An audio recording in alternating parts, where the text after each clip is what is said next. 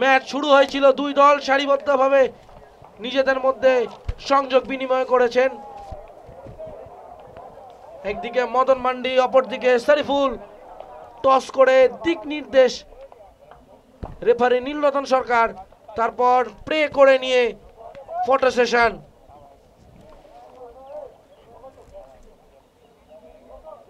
রেফারির বাসি শুরু হয়েছিল এখানে আজকের ম্যাচ।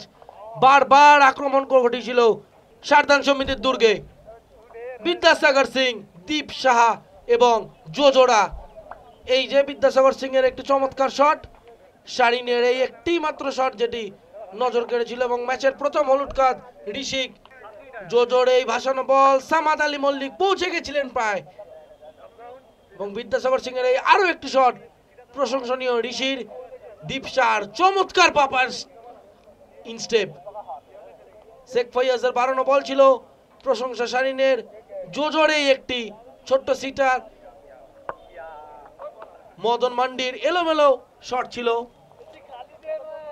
শেখ ফৈয়াজ বারবার ডান দিক থেকে আক্রমণ করছিল এবং এই সেই গোল। বাঁ দিক থেকে চমৎকার সুকুরামের গ্রাউন্ডার একটি সেন্টার এবং বিদ্যাসাগর সিং বাঁ পায়ের জোরালো শটে 1-0 গোলে এগিয়ে দেয় ভবানীপুরকে। এইরকম ভাবে শেষ হয়েছিল প্রথমার্ধের খেলা। আবার দ্বিতীয়ার্ধের শুরু হয়েছিল ম্যাচ। এই যে চমৎকার বল দিয়েছিল জোজো, যেটি বিদ্যাসাগর সিং 1-1 মিস করলেন, এবং সমীরের এই একটি পেনাল্টির আবেদন ছিল, সেখানে রেফারি নীলরতন সরকার কাছেই ছিলেন, পেনাল্টি দেননি। এবং এইখানে সুকুরামকে বাধা দিয়েছিলেন ডি রাম, এবং সামাদেরও একটি শট ছিল এবং এই একটি দূরপাল্লার শট।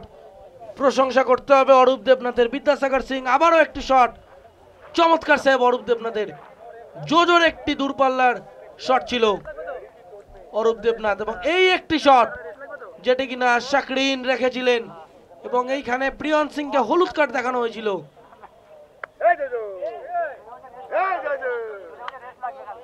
মদন মান্ডির আবারও একটি শট ছিল, এবং এইখানে ভুল বোঝাবুঝির মধ্যে বিদ্যাসাগর সিং বল নিয়ে এগিয়ে গিয়েছিলেন, প্রশংসনীয় অরূপ দেবনাথ গোল করতে পারেননি। এবং এইখানে সুহেইন প্রথম পোস্টে রেখেছিলেন, এবং এই সেই দ্বিতীয় গোল যেখান থেকে পেনাল্টি আসে, এবং এই পেনাল্টি থেকে দ্বিতীয় গোল। বিদ্যাসাগর সিং ডান পায়ের ইনস্টেপে গোলরক্ষকের ডান দিক থেকে বল গোলের জালে জড়িয়ে দেয়। সুহিন আবার একটি শট রেখেছিলেন।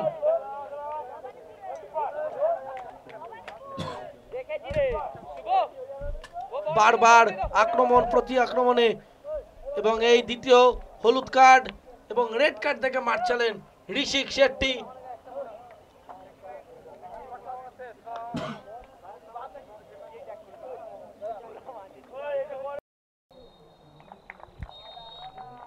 দেখতে দেখতে রেফারির বাঁশি এবং খেলা শেষ। ফুল টাইম স্কোর সারদান সমিতি 0, ভবানীপুর FC 2।